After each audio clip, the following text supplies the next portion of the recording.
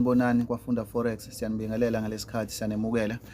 Ake siphinde futhi sibonge kakhulu kubafowethu nodadewethu abathe bathatha isikhathi sabo ba-subscriber kule channel noma bajoyina iFunda Forex family la esizoshare khona ulwazi bafowethu. Engingakusho ngane zakwethu ukuthi ngiyabonga kakhulu lokho enikwenzile. Ngicela ke manje sibambisane ngo-participator, siyakhomenda, sishare ama-ideas nawo, nishiya nehloko mhlawumbe esifisa ukuthi ivideo elandelayo ikhulume ngakho.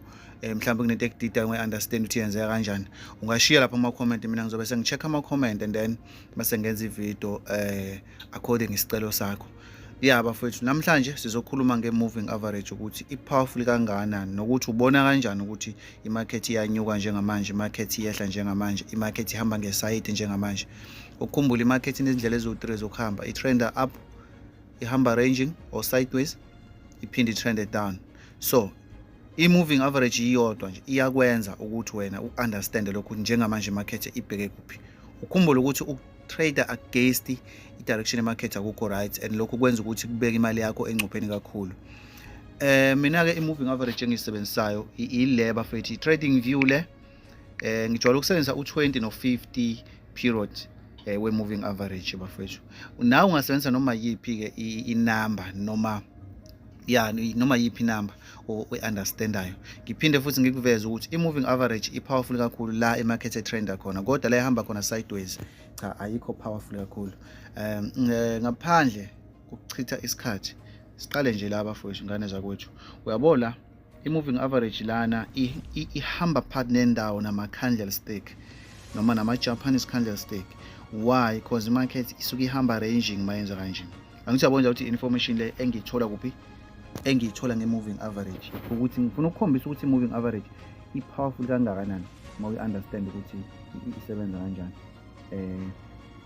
Okunye-ke ngicela ukuthi usik-understand ukuthi mangabe ufuna ama-signal ayi-quality, ayikho i-indicator ozothi uyisebenzisa iyodwa futhi uyayithemba. Ongcono ngokwami for ukuproduce ama-signal ayi-quality, combine ama-indicator athile, maybe awu-2 or 3, kodwa uqaphele ukuthi ungenza i-chart lakho libe mahliphilili kakhulu. Mina isikhathi esiningi ngisebenzisa price action, ngisebenzise-ke nayo i-moving average le engiyisebenzisa njengamanje. Right, uma uzonothisa la bafethu, i-market ihamba sideways and then i-market manje yajumpa yabuya ngaphezulu, kwacaca futhi ukuthi ngaphezulu. Wabona nangekhandlela leli elikhulu elihlaza ukuthi manje i-market isi-ready ukuya phezulu. Sometimes kwangenzeka ungangeni la ngoba ungaka-understand, but la uma unothisa la kwakuyi-opportunity le ka-buy, kwakuyi-opportunity ka-buy le bafowethu. Ngoba yini? I-market vele isibuye above i-moving average. Number 2, yabuya i-market yazo-respecta ini i-moving average. Umbuzo uzothi uyithatha kuphi-ke i-trade noma uyithatha kanjani i-trade uma usenza i-moving average? Izinto ofuna uyiqaphele nje ezimbalwa ukuthi okay, it's fine. Do you understand i-direction ye-market? I-market iyanyuka, okay? But ukunyuka kwayo akusho ukuthi wena sokumele ungene noma kanjani. Yebo nto. Into ozoyenza ulinda i-market yenza i-correction, and mayifika la funa ithashe i-moving average noma eduze kwayo, i-confirmele ngekhandlela ethile le-signal, and then mase uyangena uthi buy, yanyuka i-market. Yaphinda futhi i-market yathi correction again. This is another enter. But abanye ba-execute i-trade la uvula khona i-trade, right? Yaphinda i-market yanyuka i-market. Excuse guys.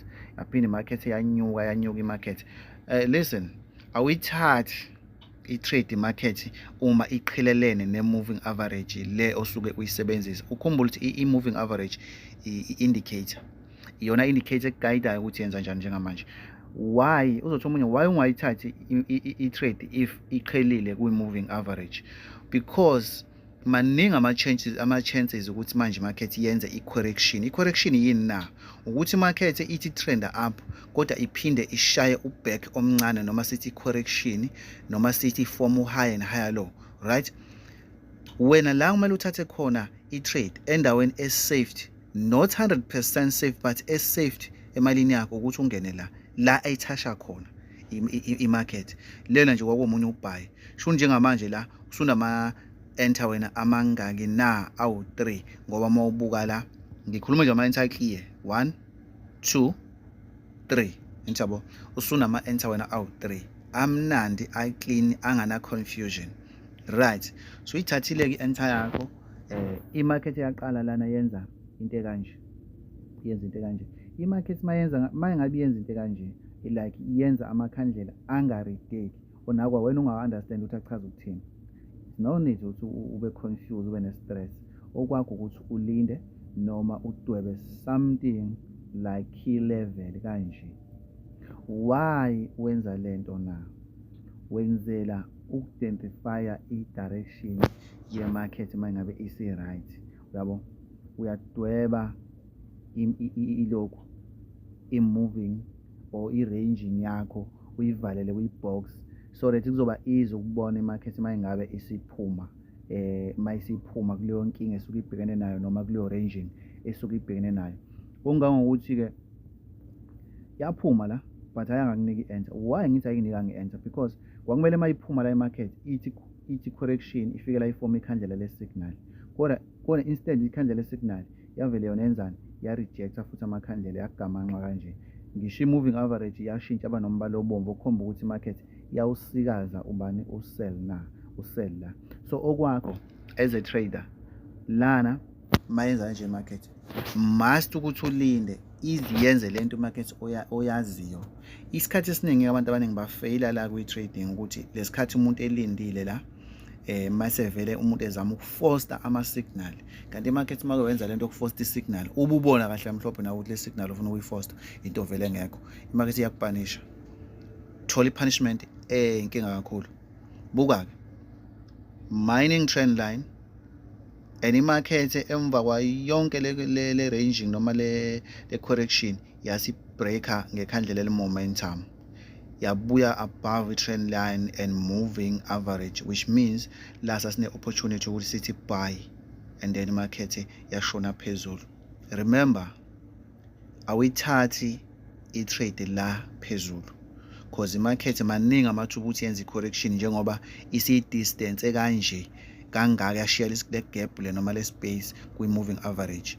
Okwakho i-trade uyithatha i-market uma ithasha i-moving average yaphinde iconfirm ngekhandlela le-signal okubizwa ngama-candlesticks pattern ama-signal because ekugcineni kakho konke amakhandlela iwona kahle akutshela ukuthi iwona axoxa nawe ukuthi i-market njengamanje iyenzani i-right noma iyabheda. Uthathe ama-candlestick pattern uwacombine nani nama-indicator athile and then ukwazi ukugenerate ama-signal ayi-quality. Njengokubona la market was in decision correction.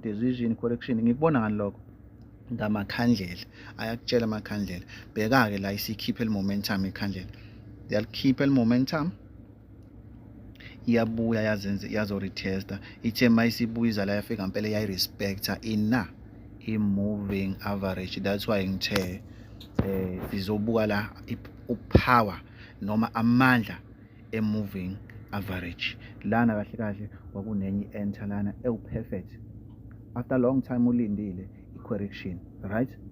And then ngempela mawungena i-market yapush up ithe mayifika la ukhumbule make sure awuthathi i-signal phezulu.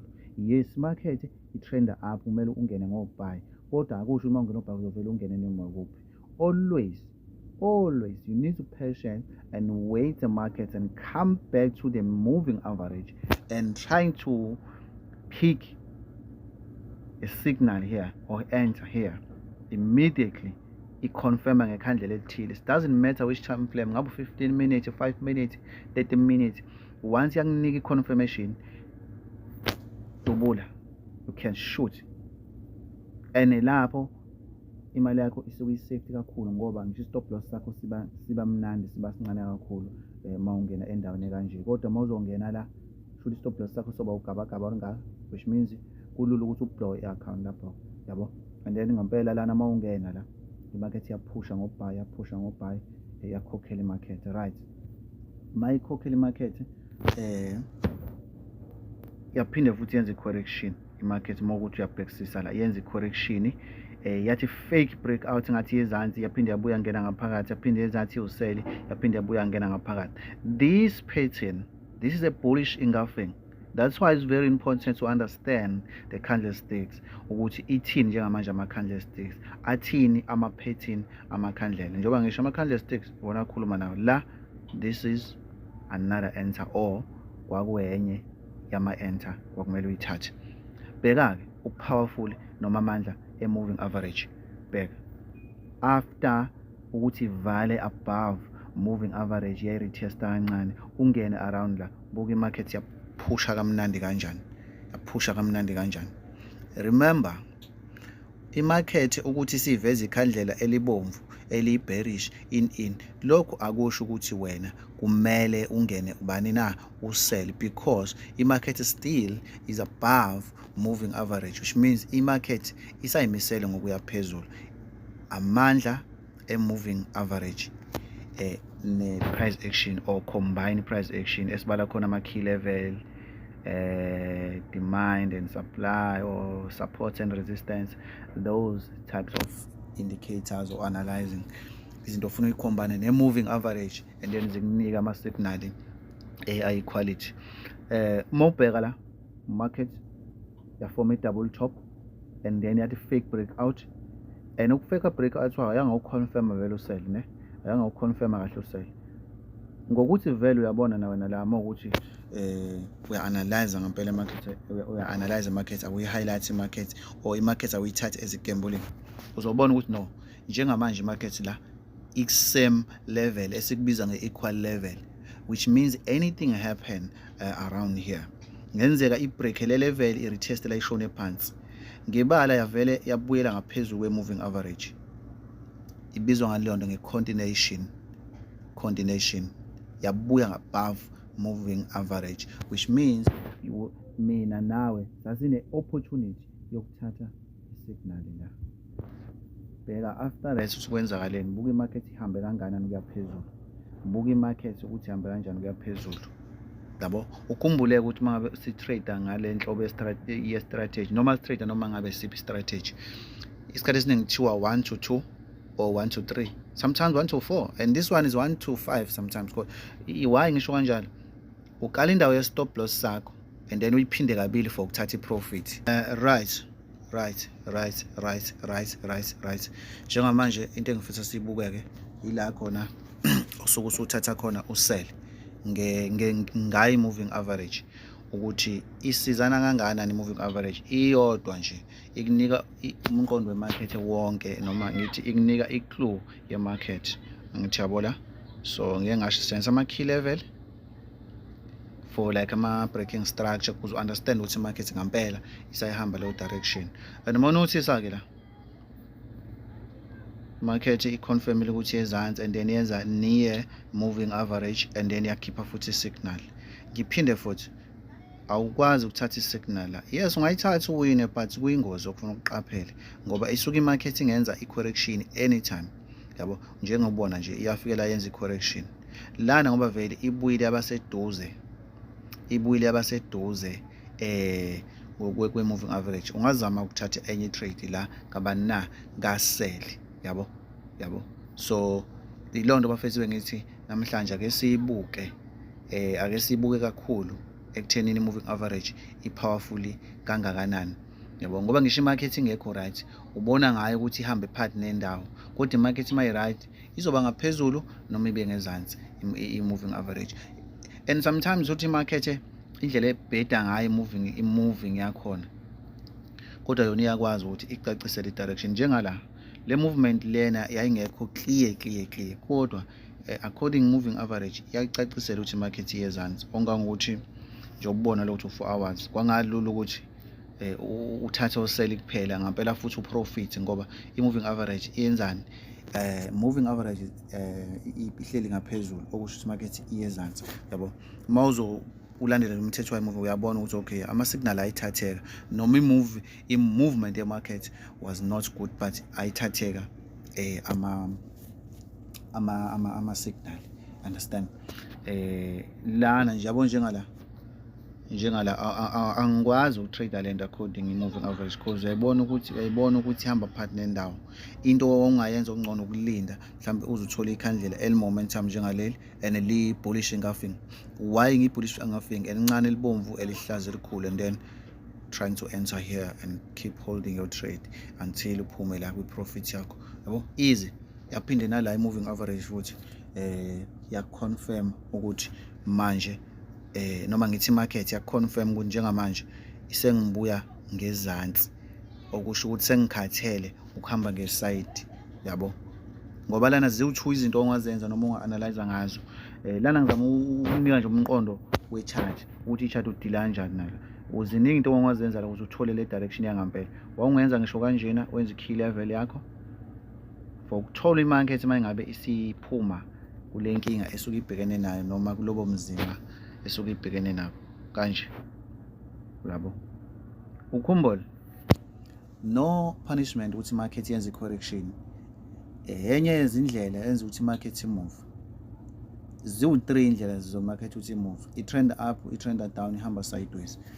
Futhi ngaphandle kwalokho vele nawe uyabona ukuthi ngeke ukwazi ukuthi ukuthola ama-enter uma ingakwenzi lokho. Bheka i-break market la ya retest lana i-key level yami, and then yashona phansi market, and then market yathi correction.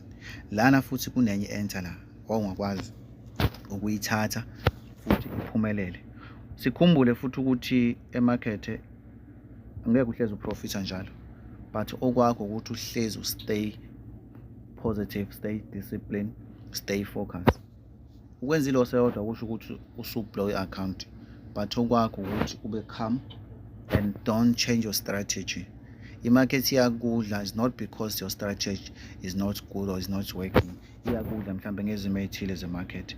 Wena stay focused, stay consistent, stay disciplined, keep going. Ngawulalela umsindo okhulunywa abantu, ngizama ukukhombisa powerful be-moving average. Lana yangena ngaphakathi ya-retester. This was another enter. Yes, yayimfishane, but kwakuyenye enter according i-moving average. Nansi enye futhi, enye. Njengoba ngishilo ukuthi kubalekile ukuthi wazi indlela eningi zo-analyze i-chart so that ungafake noma ungatholi i-trap so ushaya ngendlela ongayiqondi kahle noma usudlula imali yakho ngendlela ongayiqondi kahle.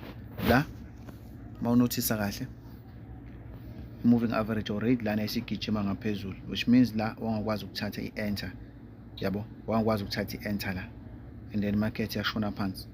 Remember, this is a correction, it's not a punishment. Your job as a trader, you need to wait. The market is doing correction and come closer to the moving average and trying to open another trade.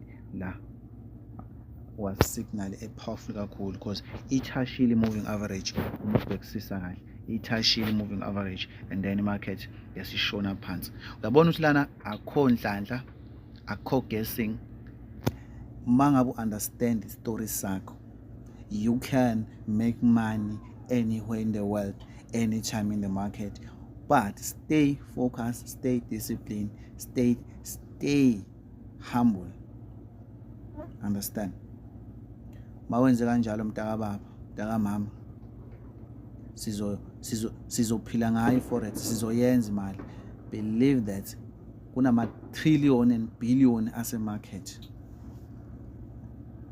Kodwa futhi kumele uwathathe ngokuhlakanipha, hayi ngamandla. So bafowethu, angibonga kakhulu ngesikhathi senu njengamanje. Angithemba ukuthi ivideo sizwe understanda. Laba futhi engachazanga khona kahle ngixolise lapho, and please guys, keep subscribing, keep commenting, keep sharing ideas. Yonke into ezonza i-channel nje bafethu iye phezulu. Bafethu ngiyacela i-support yenu, ningaphela amandla, niqhubeke njalo ningi-support bafethu. Last thing and bonus, cishe ngayiyeka nansi bekulesihlanu yafika push market aggressive. Don't worry about this candle. This candle nalo samele yona i-correction, but thema ifika labuya ngaphezulu, and then moving average yashintsha yabahlaza. yazama ke ezansi market yahluleka. Kahle ngoLwesihlanu the whole day market was ranging and no signal, was no clear signal honestly, unless mawufuna ukugembula ongakwenza ke lokho uzama ukulwa nemarket.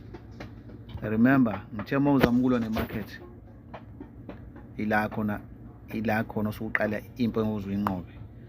Mina ke ngenze kanjeni market mayisenza lento le yokulwa yodwa ngithi phela i-bull ne-bell, so nayo inesikhathi iyafighta manje, so ufuna ukubona ukuthi ubani egcineni ozowina. Kodwa i-moving average njengamanje isinginikile u-green light ukuthi maningi amathuba Monday market mayivula ukuthi i-break up, which means yobe prepare ubani ubuy. So ngibhekile ukuthi nje mayivula Monday maningi amathuba ukuthi siqhubeke nobuy emarket, ngoba vele already mawubuka behind kunahama kune-bullish ingafika strong, so maningi ama-chances ukuthi ingaphusha iye phezulu as long umnotho mawu-right, zingekho izimpi ezophazamisa imarket. Bafowethu ngithi salute, bafowethu ngiyabonga isikhathi senu, ngiyabonga futhi nge-support, ngicela niqhubeke njalo ningayiyeki i-support bafowethu, sizolokhu sincelisana nje ngolwazi. Ngiyacela futhi ukuthi nanoma ubani ofisa sikhulume nge-something the next video ngicela shiye comment lana, ashiye umbono wakhe ukuthi ufisa sikhulume ngani. Ngiyabonga ingane zakwethu ngesikhathi senu. Danko.